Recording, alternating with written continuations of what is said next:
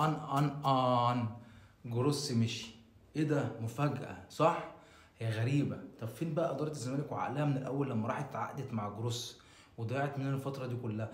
هو جروس مدرب سي في قوي، مدرب عالمي، مدرب مش وحش، بس مش وقته. خلاص مدرب بقاله 3 سنين ما بيدربش وعدى ال70 سنة. يعني خلاص بقى، انت شفته عامل معانا ازاي؟ ده ما بيتكلمش ما بينطقش طول الماتش، نايم ننا ومنايم اللعيبة جنبيه. اتعاقد الزمالك مع بيسيرو، مدرب قوي جدا، السي في قوي جدا، مدرب مع سبورتنج لشبونه وصل لنهائي الاتحاد الاوروبي وخسر من سيسكا موسكو، مدرب مسك مساعد في ريال مدريد، مدرب مسك بورتو، مدرب مع منتخب نيجيريا في بطوله افريقيا اللي فاتت اللي كانت في الكوت ديفوار، وصل النهائي وقدم بطوله ممتازه جدا، ولولا ان هو وصل النهائي قدام كوت ديفوار البلد المستضيف كان هياخد البطوله ديت.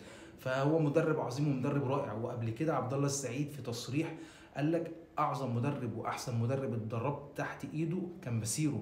فان شاء الله باسيرو يقدم ملحمه مع الزمالك. وبعدين في ميزه كمان، الراجل جايب 4 مساعدين معاه، كل التيم اللي معاه احسن من بعض.